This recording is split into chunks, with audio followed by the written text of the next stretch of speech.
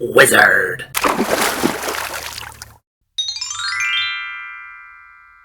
Hi, I'm Everett Abrams, the Wizard of Wood. Today I want to talk to you about new wood and old wood, or new wood versus old wood on your deck or any surface. So it always comes up in the deck is when we have to replace boards. You don't know when you're going to have to replace boards. Over time, boards are going to go, they could split, they could break, they could check, they could have a lot of sap coming out of them, as in the case of pressure treated pine. And for whatever reason, we might have to replace a board. The easiest thing to say is there should be no logical expectation that a new board will match an old board.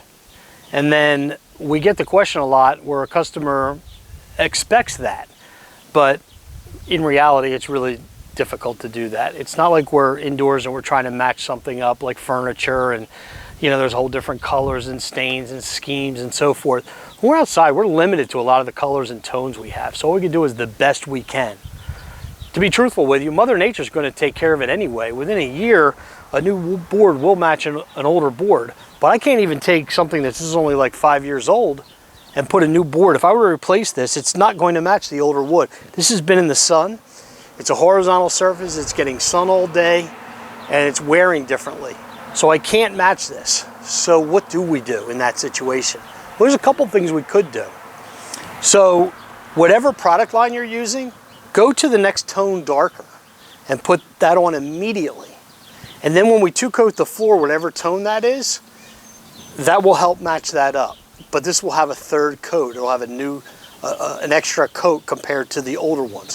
When we do this, what we're going to do is when we restore the deck, we're going to do 2 coats wet on the floor. If we had to replace any boards, we would put that third coat on. And then you just go the next shade up of a darker tone, and that would help if you really are looking at the appearance part of it. Now, that's getting a little further. Some people, hey, I don't want to get a gallon of stain just for a few boards that I'm replacing. If that's the case, still use that third coat option where you take all your new boards and you do those first. And then when you go ahead and move forward, you do 2 coats on the rest of the horizontal surfaces, and that'll still have a third coat. Won't be perfect, but it'll still look better. So there's one of the options you could on a new board versus an old board. The other option would be to actually kind of season it if we could, which would be artificially graying it. And we do that by applying baking soda, baking soda and water, and that will artificially gray it and make it look more weathered. We have people that ask that because there's a lot of weathered wood and they want to replace some wood and they want it to appear weathered like the rest of it. That's one of the ways you can expedite that weathering process is by using a mixture of baking soda and water. Check out our other video on how to do that, and you will see exactly how we gray it using baking soda. But they would be your 2 options. Don't forget though, Mother Nature in the end is in a short time is going to make this pretty much match up the rest of the wood anyway. So the best thing I would advise, just be patient.